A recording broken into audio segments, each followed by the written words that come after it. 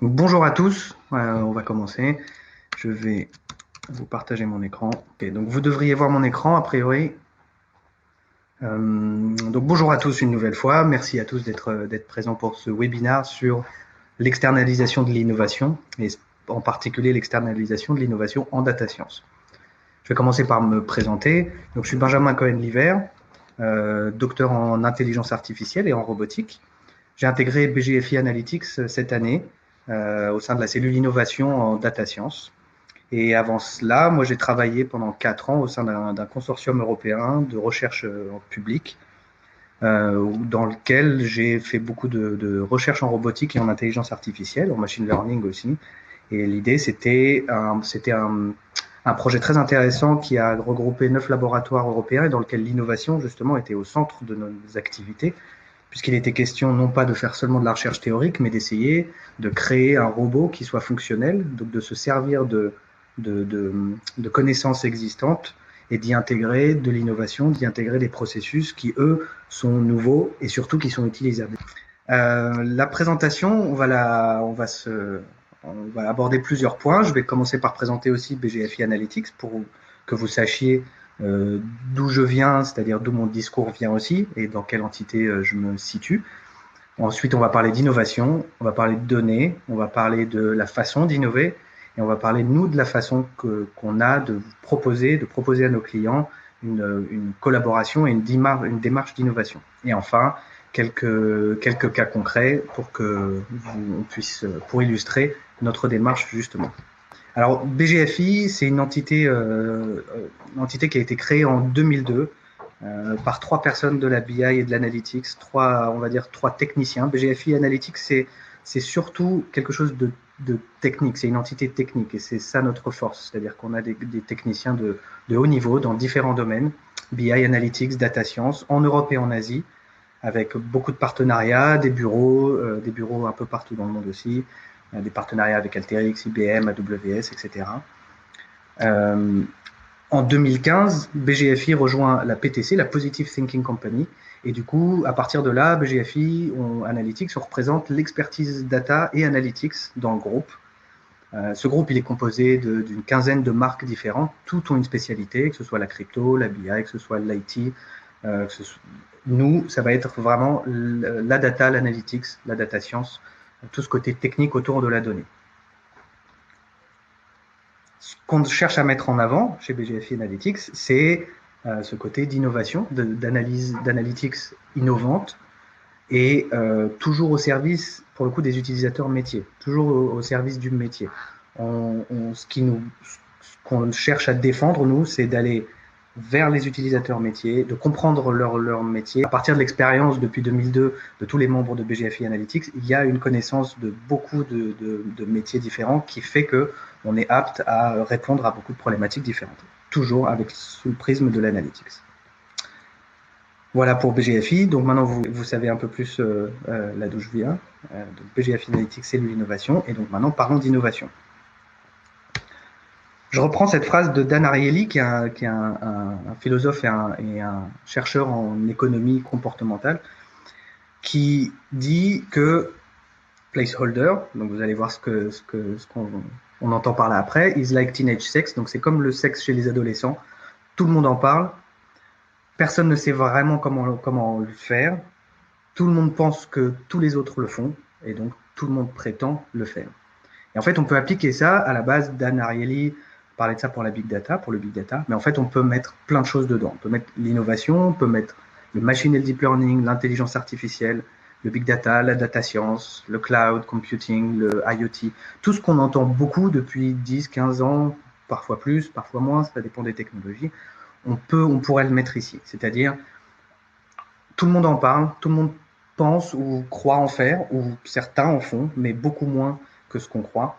Et l'innovation rentre dans ce paradigme-là. Et le problème, c'est que on sait qu'elle est indispensable, on sait que l'innovation, c'est un moteur énorme de la croissance, de la compétitivité, de l'ajout de valeur, de l'apport de valeur pour une entreprise. Maintenant, il y a aussi un côté anxiogène. Et on va le voir pourquoi cette notion d'innovation est anxiogène.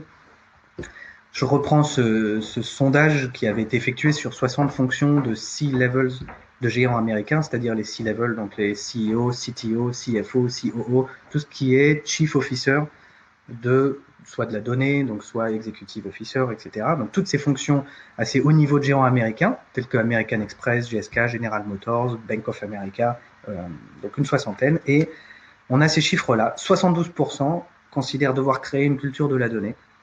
Encore une fois, on parle de géants américains. Donc les 3/4 considèrent qu'ils doivent encore créer une culture de la donnée en 2019. 53% ne traitent pas encore la donnée comme une plus-value business. 52% admettent ne pas être compétitifs sur le plan de la donnée, c'est-à-dire considèrent ne pas apporter suffisamment de services, de solutions, de technologies, ou en tout cas ne pas implémenter suffisamment en interne tous les outils qu'ils peuvent avoir à disposition et ne sont donc pas compétitifs suffisamment. Et enfin, 88%, c'est énorme, 88% de ces géants américains qui ont quand même une belle croissance comprennent l'urgence d'investir dans le big data.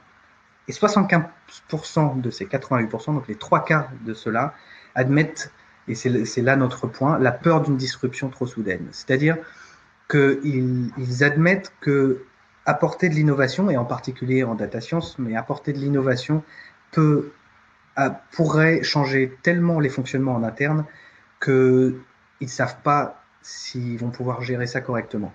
Et c'est cette peur-là de cette disruption, donc c'est-à-dire de cet apport d'un coup très démocratisé d'une nouvelle technologie qui change complètement les fonctionnements internes, c'est cette peur qui les empêche d'investir dans le côté data-driven. Et paradoxalement, on a le nombre de Chief Data Officer, donc un C-level, donc une personne qui est responsable de la culture de la gestion de la donnée au sein d'une entreprise, qui passe de 12% dans ces 60, chez ces 60 géants américains, 12% en 2012 à 68% en 2019. Pareil, une augmentation énorme, une croissance énorme de CDO.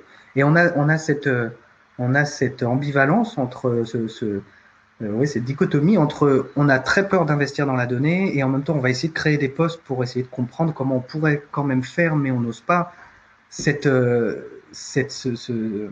dichotomie, elle est très présente chez les géants américains. On va la retrouver aussi, nous, chez nos clients, c'est aussi un des retours d'expérience qu'on a, en tout cas des aveux qu'on a de nos clients. On va le retrouver aussi chez des startups, même celles qui prétendent ou qui basent leur fonctionnement sur la donnée vont quand même avoir cette petite peur sur comment utiliser la donnée et est-ce que ça ne va pas, en gros, tout casser dans leur écosystème. Donc voilà, cette innovation, elle est un peu anxiogène. Et elle est anxiogène aussi parce qu'elle est complexe et que l'innovation, il y a 80, on dénombre à peu près 80 expressions qui incluent l'innovation, 80 concepts avec l'innovation. On peut trouver l'innovation entrepreneuriale, l'innovation sociale, l'innovation transformative, cumulative, etc., etc., etc. Il y a énormément de types d'innovation. C'est un domaine sur lequel beaucoup de gens réfléchissent, théorisent, mais ça complexifie beaucoup. Ça complexifie beaucoup. Pour nous, l'innovation, en fait, on va simplement considérer, qui est aussi une des définitions qui est acceptée, que c'est simplement l'introduction de quelque chose de nouveau, d'encore inconnu, dans une chose établie.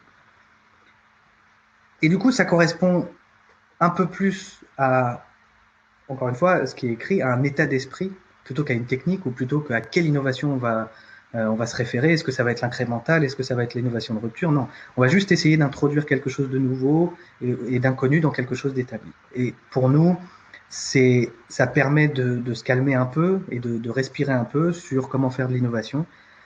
Dès lors qu'en fait vous souhaitez évoluer, vous souhaitez introduire une évolution, une amélioration, une innovation, dès lors que vous souhaitez modifier un peu vos fonctionnements et essayer d'apporter un peu de valeur, on va faire de l'innovation. Et cette évolution, en fait, dès lors que vous avez cette envie et ce désir d'évoluer, vous allez favoriser la sérendipité, c'est-à-dire favoriser la création on va dire, de découvertes accidentelles, les brainstorming, certaines choses qui peuvent clairement améliorer vos fonctionnements sans que vous l'ayez prédit, sans que vous l'ayez prévu, juste parce que vous commencez à être ouvert d'esprit. Ces choses qui arrivent, ça va nécessairement vous demander d'améliorer, d'augmenter votre culture dans certains domaines, dans la culture de la donnée, culture de l'apprentissage automatique, machine learning, deep learning, culture dans les technologies du cloud. Ça va augmenter donc votre curiosité, votre culture également. Ça va entraîner une montée en compétences. nécessairement, puisque si vous suivez cette curiosité, cette augmentation de culture, vous allez apprendre plein de choses. Et avec cette montée en compétences, pardon, un apport de valeur, forcément, puisque dès lors qu'on monte en compétences, dès lors qu'on a plus de culture, on a des nouvelles idées qui viennent et on sait de mieux en mieux comment les implémenter. Donc forcément, votre fonctionnement, vos fonctionnements, votre entreprise va gagner en valeur et c'est du coup ce qu'on cherche. Une des grosses différences avec l'innovation moderne, en tout cas qu'a apporté l'innovation moderne, c'est le fait que maintenant la donnée est quelque chose d'extrêmement présent, d'extrêmement particulier. Et quand on parle d'innovation avec comme base la donnée, on parle vraiment de quelque chose de particulier qui est nouveau. La donnée, c'est une matière première, de la même manière que l'or, de la même manière que le palladium, que le pétrole, c'est une matière première. Sauf qu'elle a une énorme différence, et ça va changer complètement l'innovation en data science, en data en tout cas, c'est qu'elle est reproductible, cette matière première. Ça veut dire que contrairement à un lingot d'or, la donnée, on peut la reproduire quasiment à l'infini, mais on va dire à l'infini. C'est-à-dire qu'on peut la reproduire comme on veut. C'est très simple. Et on ne perd pas la donnée quand on la reproduit. Ce qui veut dire qu'on peut continuer d'avoir un fonctionnement, si on a une entreprise qui se base sur la donnée, ou si on a un peu de données, on peut continuer d'utiliser cette donnée pour alimenter nos solutions, pour alimenter le produit qui est vendu. Et dans le même temps, on peut la copier, vraiment, basiquement, et s'en servir comme base de recherche. Je prends un exemple tout bête. Hein. Si on regarde à Paris, en ce moment, la Samaritaine, ça fait des années qu'elle est fermée. Elle, sa matière première, c'est l'espace. Une de ses matières premières principales, elle a sa réputation, mais c'est l'espace qu'elle dispose dans Paris, duquel elle dispose dans Paris. Et pour essayer d'innover, en tout cas de faire évoluer son fonctionnement, la Samaritaine, elle est obligée de fermer, et elle est fermée depuis des années, et de mettre du coup sa matière première de côté.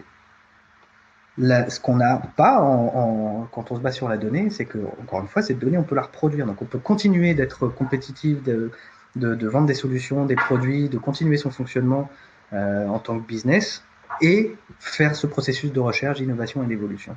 Et c'est hyper important et c'est majeur dans l'innovation moderne basée sur la donnée.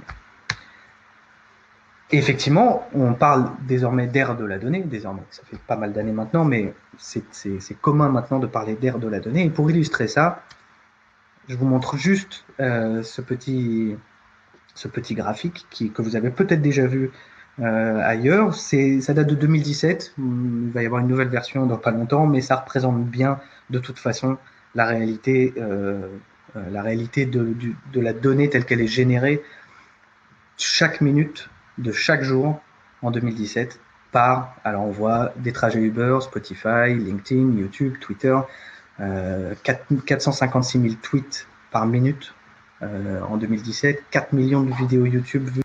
Cette ère de la donnée, on la voit avec ce graphique. L'idée, c'est on a une génération de données mondiale qui est impressionnante, qui est de plus en plus facile d'accès, que les producteurs de données, que sont les utilisateurs ou les différents capteurs, on va voir ce qu'on entend par là, se sont multipliés de façon exponentielle. Donc, on a des sources de données extrêmement diverses.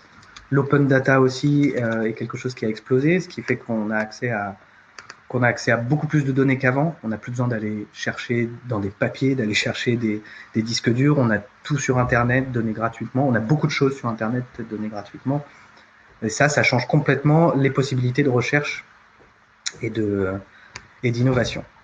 Je vous invite à aller voir quelque chose qui s'appelle Livestream, qui permet de regarder sur Internet en live le nombre encore une fois, le nombre de tweets, mais aussi le nombre de recherches Google, le nombre de mails envoyés, le nombre de Skype calls qui sont faits par seconde dans le monde, le nombre d'ordinateurs vendus, le nombre de tablettes vendues. C'est un site Livestream, ça permet d'illustrer aussi, de voir à quel point la donnée, elle est omniprésente et à quel point le digital est omniprésent.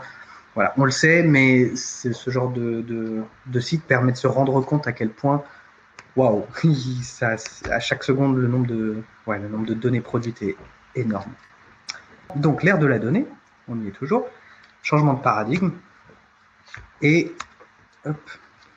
ce qui a permis ce changement de paradigme, c'est quatre facteurs principaux. D'abord, le nombre de capteurs, et par capteur, on entend toute entité physique ou numérique permettant d'acquérir de la donnée. Donc ça peut être une caméra, ça peut être un micro, un accéléromètre de téléphone, ça peut être aussi des programmes qui analysent le contenu d'un texte ou d'une image. Tout ce qui capte de la donnée, tout ce qui capte et génère de la donnée, on va l'appeler un capteur. Et ça, ces capteurs, on en a de plus en plus, on en a partout.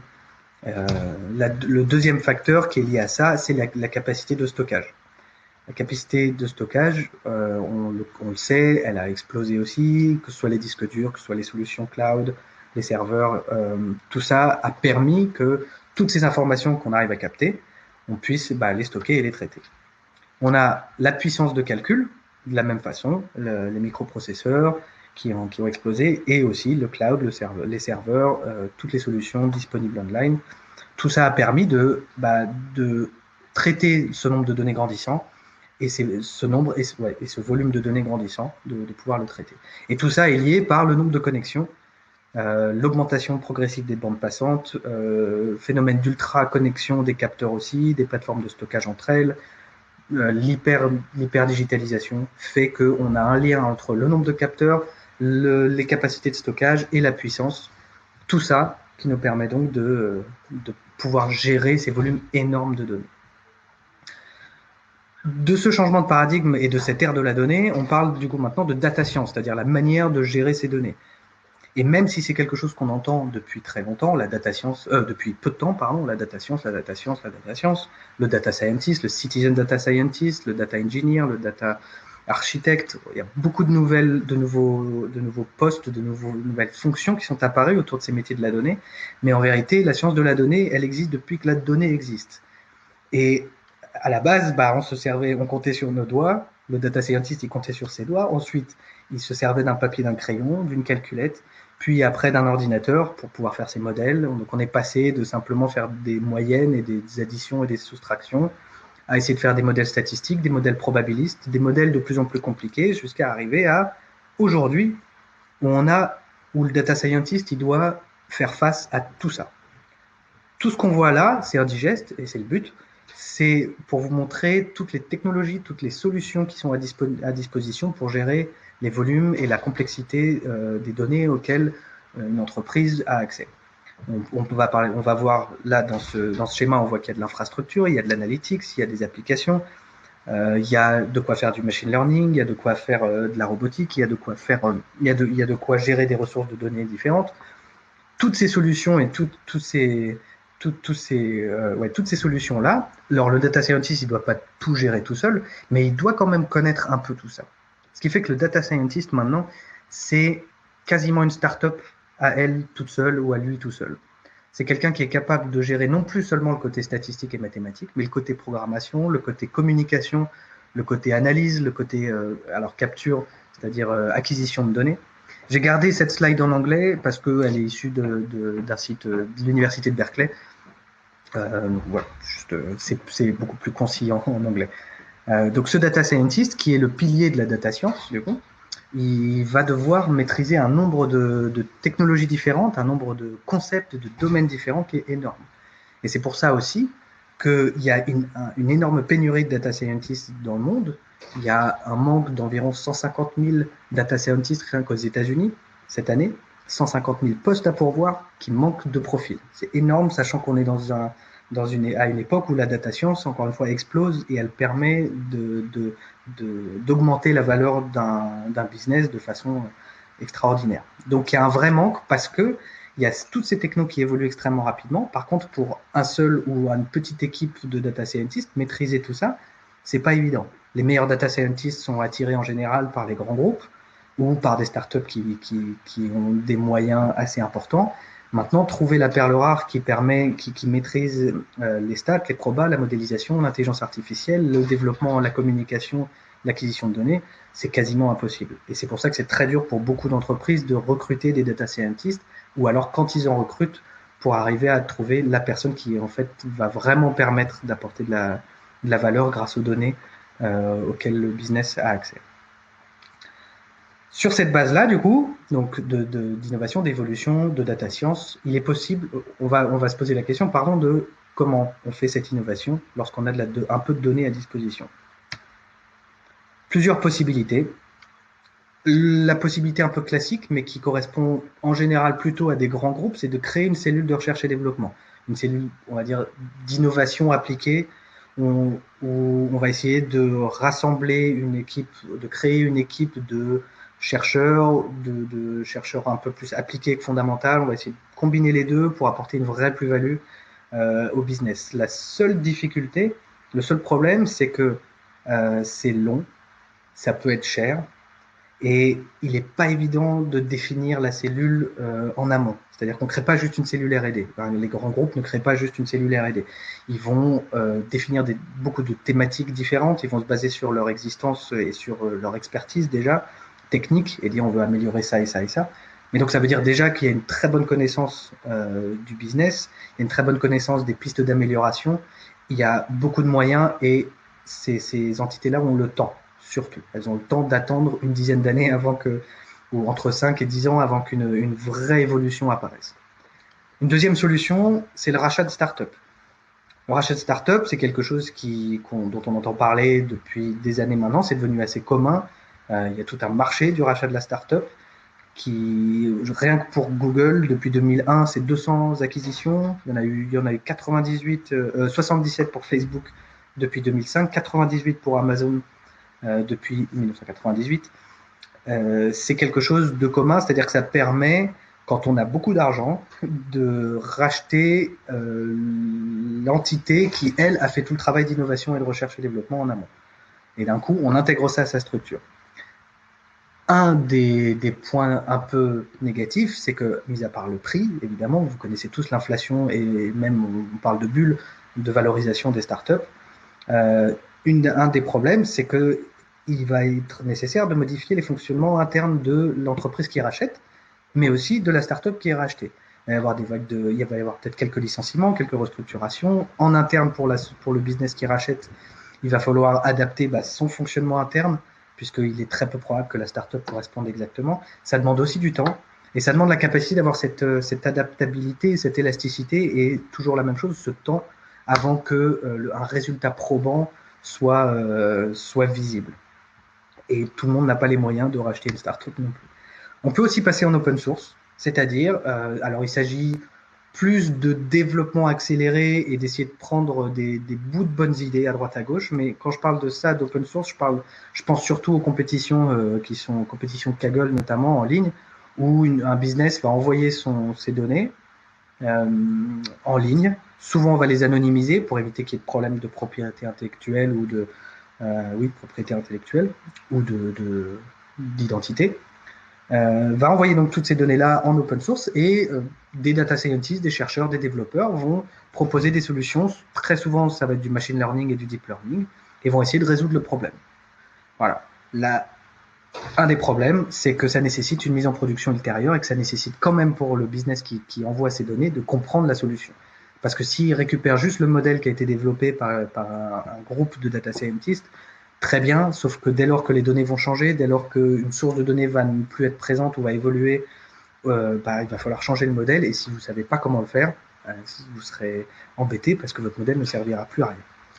Une des dernières possibilités, la dernière possibilité selon nous, c'est cette cellule innovation externe justement, qui pour nous rassemble le meilleur de tous les mondes. C'est rapide puisque nous, notre cellule, on l'a créée, elle est là. On a des docteurs, on a des doctorants, on a des experts techniques, on va le voir juste après. C'est simple parce qu'il s'agit d'une rencontre entre vous et nous. Il n'y a pas de problème de rachat, il n'y a pas de problème de définition de cellules R&D, etc. Transparence des développements et support à long terme. Parce que ce qu'on fait, nous, dans la cellule innovation, c'est de vous accompagner même une fois que le projet est terminé, alors évidemment pendant, mais aussi après. Et on forme les équipes en place pour qu'elles soient au courant de ce qu'on a fait, des développements qu'on a effectués. Cette cellule innovation, elle est composée notamment d'un chercheur référent et d'un expert technique référent, souvent ce binôme, un binôme qui est souvent moi en tant que chercheur référent et Frédéric Goujon ou Christophe Tano en tant qu'expert technique référent. Donc, très souvent, ça va être les deux personnes qui vont s'occuper de la problématique et qui vont communiquer avec vous.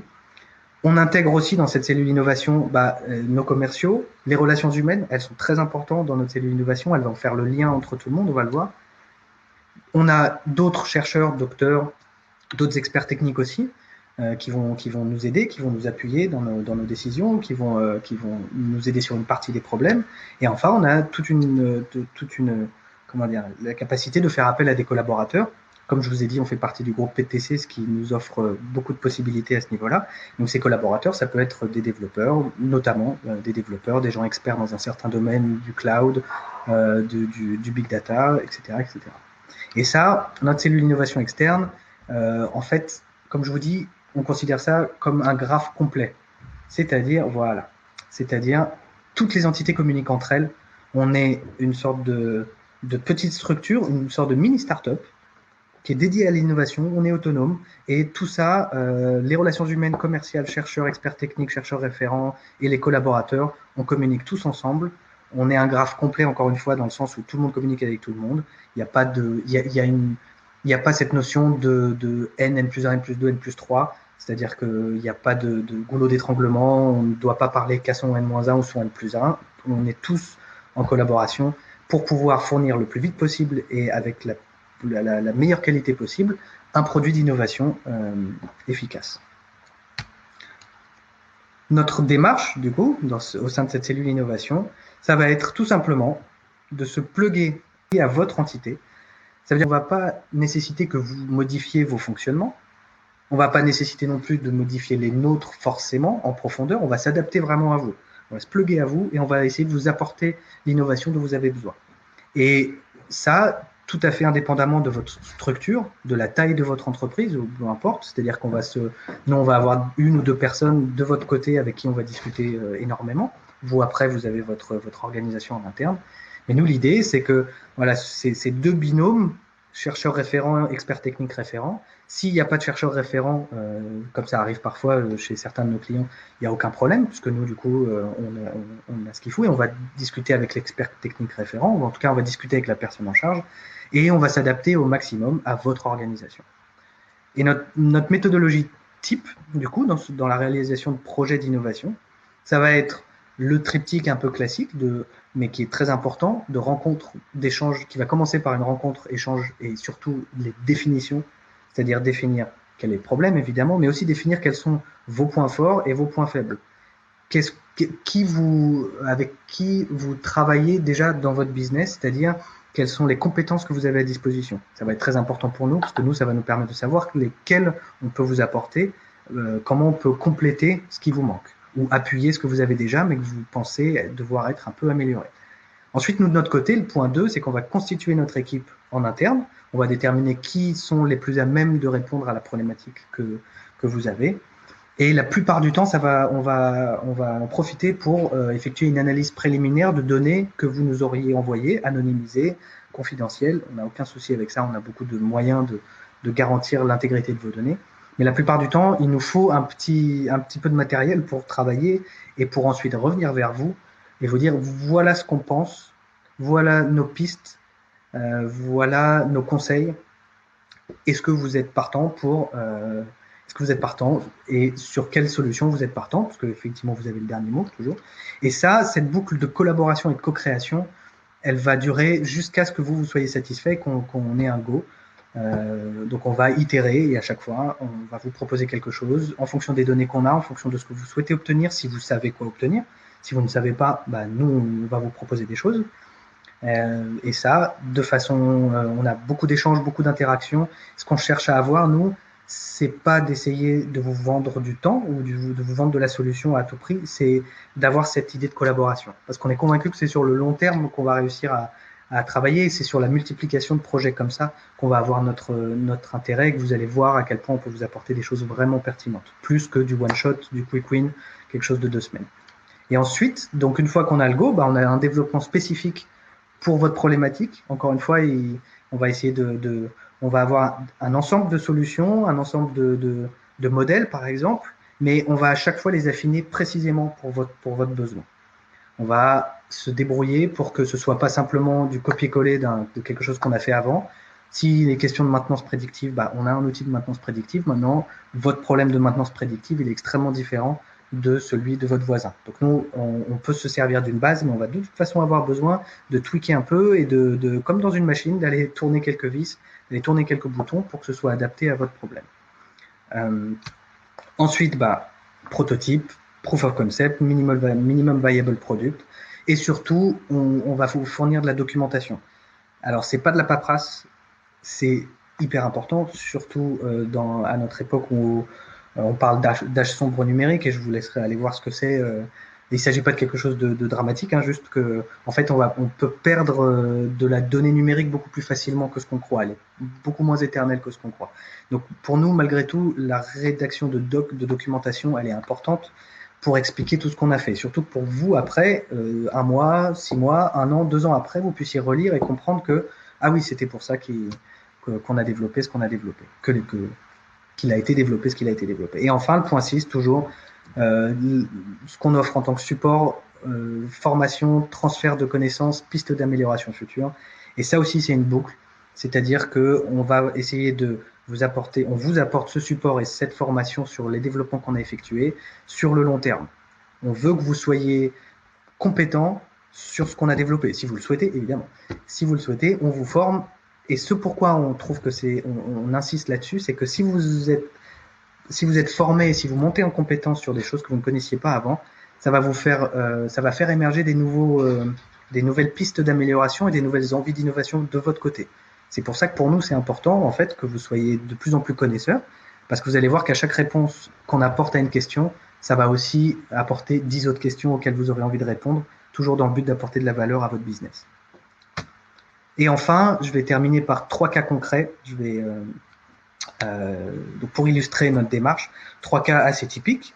Le premier, qui est pour une fintech, donc pour une entreprise dans la finance et du côté digital, donc tout ce qui est digital, pas une banque classique, pour lequel on a fait de l'étude et du conseil. Donc ça, c'est un de nos cœurs de métier, c'est une des choses pour lesquelles qu'on a énormément l'habitude de faire, qui est avoir une problématique qui nous est présentée et on nous demande notre avis d'expert.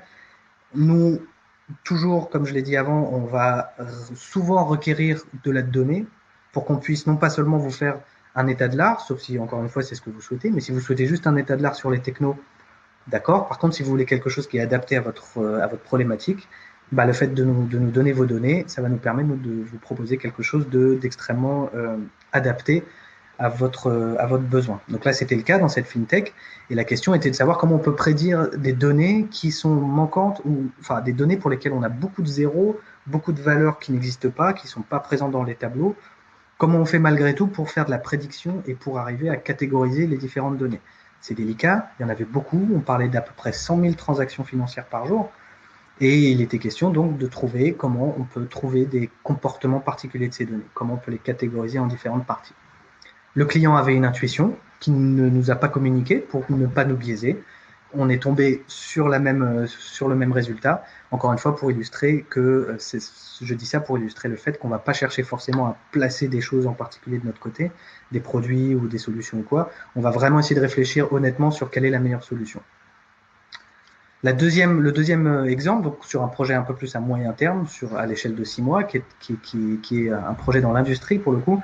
Et là, on fournit un minimum viable product, un MVP, donc qui est un prototype amélioré ou un proof of concept encore plus amélioré. Et là, il va être question d'essayer de prédire des événements qui sont expliqués par ce qui s'est passé avant. Donc, on a une dynamique temporelle à prendre en compte. C'est tout un domaine du machine learning qui est particulier, tout un problème du machine et du deep learning qui est particulier. Et là, ce qui est très intéressant avec ce projet-là pour ce client, c'est qu'on a une dynamique, on a une notion de temps réel à respecter. C'est-à-dire que on veut chercher à prédire ces événements qui arrivent en temps réel. Donc, on va avoir notre flux de données auquel on a accès. Et d'un coup, si on juge que ce qui est en train de se passer n'est pas bon, il va falloir qu'on lance une alerte. Okay. Donc ça fait appel à de l'architecture aussi. L'architecture cloud, de l'architecture au niveau des serveurs. Nous, au niveau de nos algos de machine learning qu'on va développer en particulier pour ce type de problématique, ça veut dire être capable d'en développer de telle sorte qu'il soit léger, qu'il soit très rapide, qui ne demande pas 3 heures pour être entraîné, qu'il soit très réactif. Donc ça, c'est un gros challenge aussi. Et ensuite, donc, le livrable a été intégré à la chaîne de production. Et enfin, dernier type de projet, Là, un vrai projet innovation complet avec NeuroChain Tech. Ça, c'est à l'échelle de l'année. Et là, c'est clairement le meilleur exemple et notre plus-value qui est sur cette notion de collaboration et d'interaction permanente. Ça, on parle de NeuroChain Tech, qui est une plateforme qui permet de connecter des outils big data avec n'importe quel écosystème blockchain. L'idée, c'est d'avoir une sorte d'agrégateur et de rassembleur de toutes ces technologies-là, qui sont nombreuses et très différentes. Cette plateforme marche très bien. Et là, la question est, comment ajouter de l'intelligence artificielle? On est vraiment dans la collaboration et nous, on va proposer nos innovations. Et on les propose, on est en interaction constante et on va incrémentalement créer une couche d'intelligence artificielle dédiée aux caractéristiques de NeuroChain Tech et leur apporter toute notre connaissance en IA, en machine learning, en deep learning, en big data, pour essayer d'ajouter une nouvelle couche de valeur à ce qu'ils possèdent déjà. Et j'arrête là. Donc merci beaucoup de votre attention. Pour résumer, l'innovation, vous êtes tous évidemment convaincus, j'imagine que c'est indispensable. On ne prétend pas inventer quoi que ce soit en disant que c'est indispensable. Externaliser les sociétés de conseil de services comme la nôtre, vous en connaissez très certainement déjà. Maintenant, nous, on essaie de se démarquer avec cette cellule innovation qui est composée de docteurs, qui est composée d'experts techniques qui ont une expérience de 10, 20, 30 ans dans certains domaines. Et c'est ce niveau-là de connaissances et de techniques qu'on essaie d'apporter sur le principe du plug and play. Voilà. Et ben, merci à tous. Merci à tous. N'hésitez pas à revenir vers nous. Je vous laisse, vous avez là mon adresse mail, bcohen@bgfi-analytics.com. N'hésitez pas à aller voir sur notre site internet, sur notre LinkedIn aussi. N'hésitez pas à contacter Cédric Antonini, Marie Barin, Louis Lafont, Nicolas Zezevich. Si vous allez sur BGFI Analytics, vous verrez toutes ces personnes-là et on sera ravis de travailler avec vous en tout cas. Merci, très bonne journée et puis à bientôt.